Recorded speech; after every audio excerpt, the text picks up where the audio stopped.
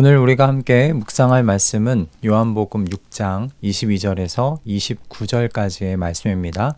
요한복음 6장 22절에서 29절의 말씀을 읽고 오늘 우리에게 주시는 하나님의 은혜를 함께 나누도록 하겠습니다.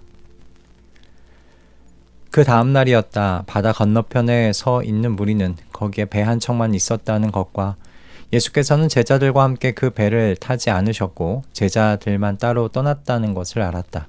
그런데 디베레아에서 온 배 몇 척이 주님께서 감사 기도를 드리고 무리에게 빵을 먹이신 곳에 가까이 닿았다.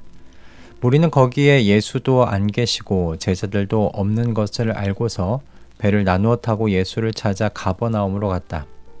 그들은 바다 건너편에서 예수를 만나서 말하였다. 선생님, 언제 여기에 오셨습니까? 예수께서 그들에게 대답하셨다. 내가 진정으로 너희에게 말한다. 너희가 나를 찾는 것은 표징을 보았기 때문이 아니라 빵을 먹고 배가 불렀기 때문이다.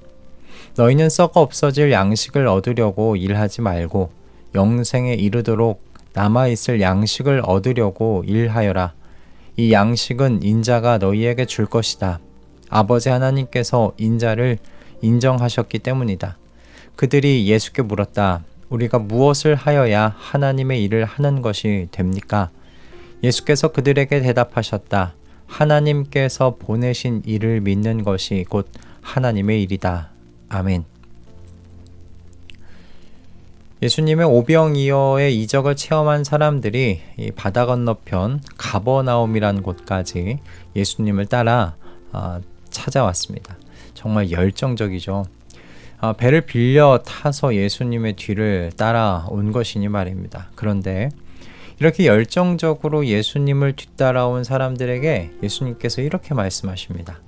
너희가 나를 찾는 것은 표징을 보았기 때문이 아니라 빵을 먹고 배불렀기 때문이다 라고요. 무슨 말입니까? 이들의 이 열정의 근원지가 어디인지를 예수님께서 드러내신 것인데 이들의 열정의 근원이 바로 먹고 배불렀기 때문이다 라고 하시는 거죠.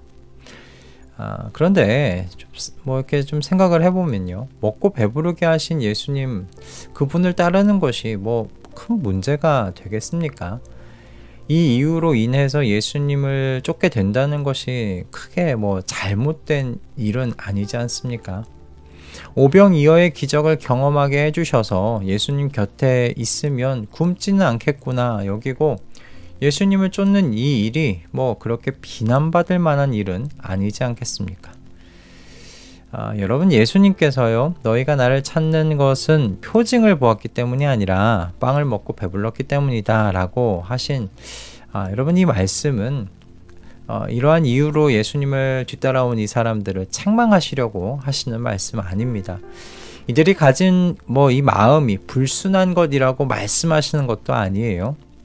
이제 좀 다음 단계인 표징을 보고 따르는 것으로 넘어가야 한다는 말씀입니다. 먹고 배불러서 삶의 부족한 부분을 채워주는 것, 그것 때문에 나를 따르는 것에 만족해서는 안 되고 다음 단계로 이제 좀 넘어가야 되지 않겠느냐, 그 단계에 머물러서는 안 된다라는 그런 말씀으로 여러분 받아들이시면 좋겠습니다.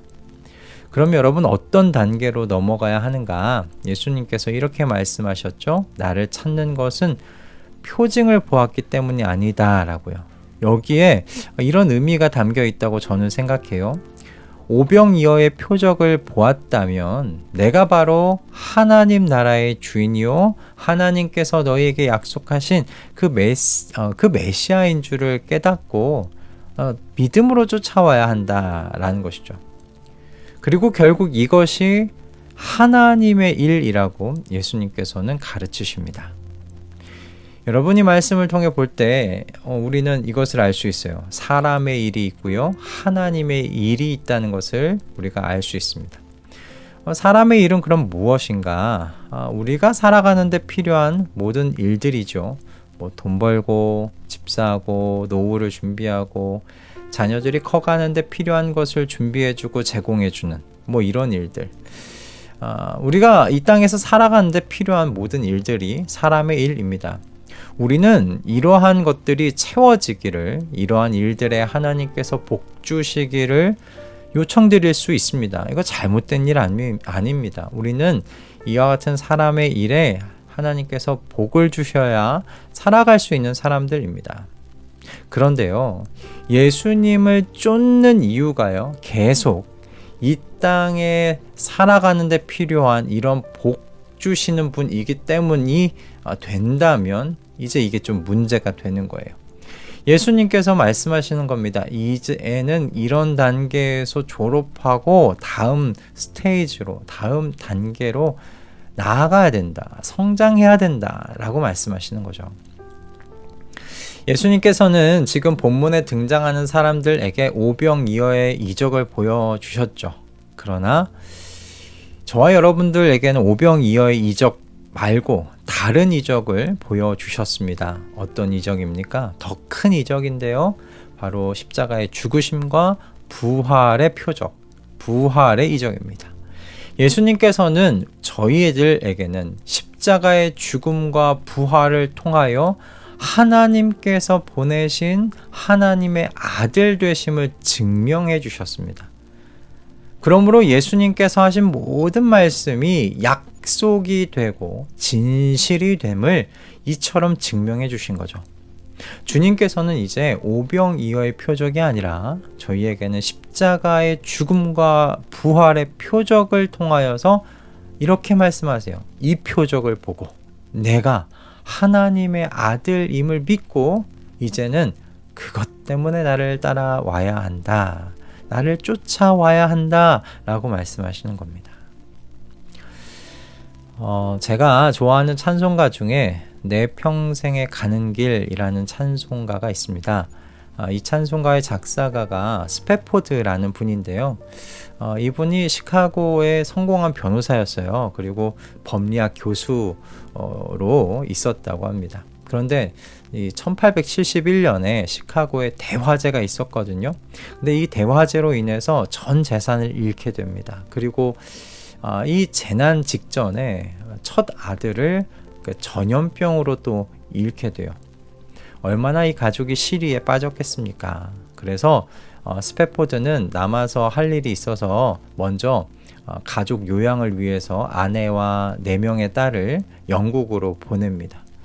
그런데 참 슬프게도 대서양 한가운데서요, 이 배가 다른 배하고 충돌하게 돼요. 그리고 가라앉게 되는데 아내는 극적으로 구조가 되지만 내 딸은 구조가 되지 못했습니다.